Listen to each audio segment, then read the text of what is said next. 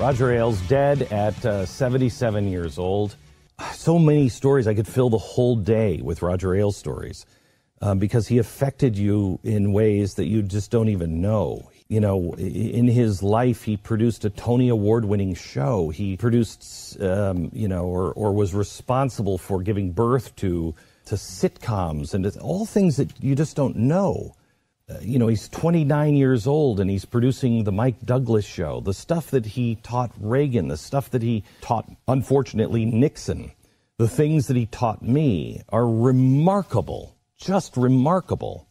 But as I said, there's a double edge to him. And a story I don't think I've told outside of my inner circle. It was probably the most important day of my career. It was it began the day that Gabby Giffords was shot. And you have to go back in time and think about what was happening at the time. This was at the apex of, look, this rhetoric is going to get people killed and they're trying to start a war and they're yada, yada, yada. And everything was being blamed on anybody who said anything about the president. And it was me and Sarah Palin who were at the point of the spear. And I was sitting in a Broadway show, and about halfway through, my security came in and passed their phone down the aisle. It made them very popular. Could you pass this to that guy down there? Mm-hmm. They passed their phone to me, and on it just had the story, Gabby Giffords shot in the hospital. And I looked at my wife, and I said, the whole world's about to change. At least ours is. That Monday, I got a call from Roger Ailes. I want you in my office, 3 o'clock Thursday. I'll never forget this. Joel Cheatwood came to my office, who was still working for Fox, and he said, you're dead. You're dead. Roger was trying to get his thumb on me and trying to control me and trying to have something, and he couldn't find any dirt on me, and he needed me to owe him. And he's like, you go in there, and you are either going to have to fold, or he's going to fire you, and your career will be over. Because they'll fire you, but they'll quietly say, yeah, well, I think, Beck was kind of responsible for the Gabby Giffords, that rhetoric, we can't have that. That would have destroyed me forever. Literally, I reached out to one very powerful friend who had run in these circles before, and he said, you are dealing with, that's the first time he had said that he really knew Roger really well, had experiences with him, and said, you are running in circles, Glenn, you have no idea. And then he said, in the middle of the conversation, you're having a heart attack, aren't you? Are you okay? And I'm like, what the hell are you even talking about? You need to get to a hospital right away. And I finally got it. What he was saying was, don't tell anybody, but you have to go someplace for medical reasons, because you will not survive this conversation. I thought about it. I went to my wife and I said, we're living a freaking movie. Do we have passports with other names on it? Is some safety deposit box in Switzerland too? This is crazy. We decided, no, I'm not going to do that. I'm going to rely on God, and I'm going to the meeting. We brainstorm. There was no way out. I get to the meeting, and I'm praying for that 3-block walk from my office to his, and I'm praying, Lord, I got nothing. I have absolutely nothing. I am walking into the lion's den, and I got nothing. It's in your hands.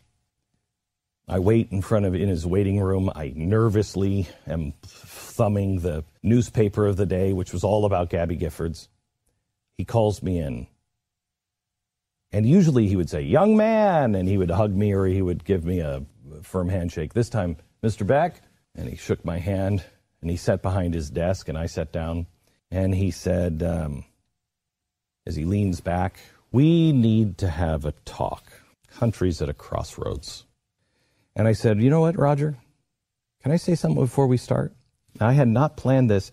The moment I crossed the threshold of his office, I was filled with compassion for this man.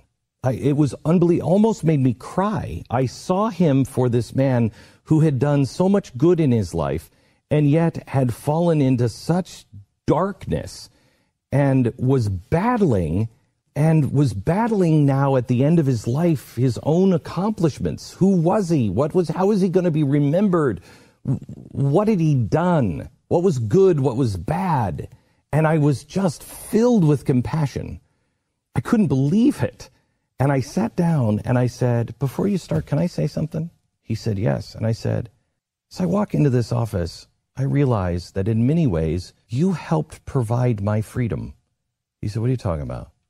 I said, I know the stories about you and Ronald Reagan. I know what you did for Ronald Reagan. And if it wasn't for you and your advice, we may not have had Ronald Reagan. We may not have had George H.W. Bush in the way we had George H.W. Bush. Because you started Fox News, imagine an America without Fox News after 9/11. How fast would we have gone to the "it's our fault" America? How many things have you taken a stand, or because of you, somebody had taken a stand? I want to thank you for giving me a chance to raise children in America that they can kind of understand. I come out with this, it just pours out of me. It's honest, it's genuine, I'm really feeling it. And I look at him and he's crying. And he said, you really mean that, don't you? And I said, I thought to myself, strangely, yes. And I said, yeah, I do. He gets up from his chair and he says, come here. And we sit in his couch.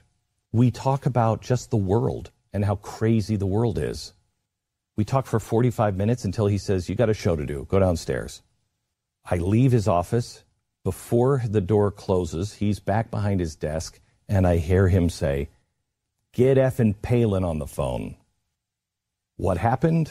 I don't have any idea. But to me, this is the Roger Ailes that died today. A guy who was examining his life, saying, I didn't mean to be a bad guy. I don't want to be a bad guy. I started out trying to be a good guy.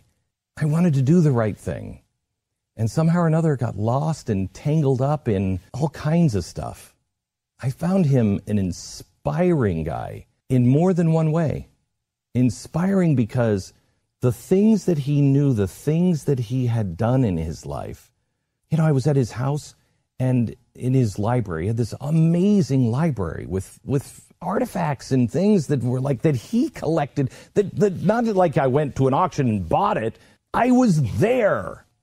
And the door to his library was a solid wood door, and he went in and we were going to have a talk, and he closed the door. And as I'm walking out after this meeting with him, I don't even remember what it was. We were just talking, and I get up, and he's taking a phone call or something, and I get up and I start walking towards the door, and I see this picture, this black and white photo of a young Roger Ailes, maybe 29, in the Oval Office.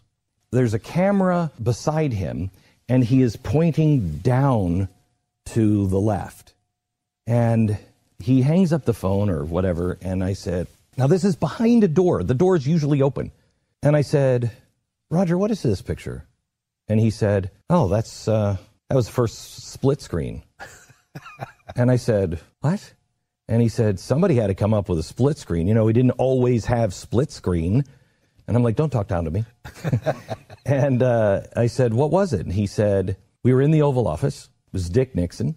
And I said, we should come up with a way to where Dick can talk to Neil Armstrong, but we should split the screen so when Neil is on the moon, he's in one box and the president is in the other box. This is revolutionary thinking at the time. And he said, but when we put it together, you know, Neil is on the moon. We don't know which way he's going to be facing or turning or anything else. And I don't know which side of the screen the box of the president is going to be on. He said, so we set up 3 TVs, one that I could see, and 2, one on one side of the Resolute desk and one on the other side of the Resolute desk. And I said to the president, look at me. As soon as you go on and you say, Neil, they're going to go to this new split screen. When I see which side of the television you're on, I'm going to point to one of the televisions. You look at that television because it will look like you're looking at Neil in the picture. So he said, that's the moment where I'm looking at the television, seeing Neil Armstrong on the moon, and I point to the president, that one. This is the kind of stuff that was just kind of like hanging around him. The kind of life that you're not going to find on Wikipedia. You're not going to find, and if you go to Wikipedia today, all you're going to see is the bad stuff. If we have time today, I'd like to talk about a couple of the good things, the Ronald Reagan things, the things in the 1960s, the hardest job interview. If you're a millennial and you think you just get these jobs, no, you don't.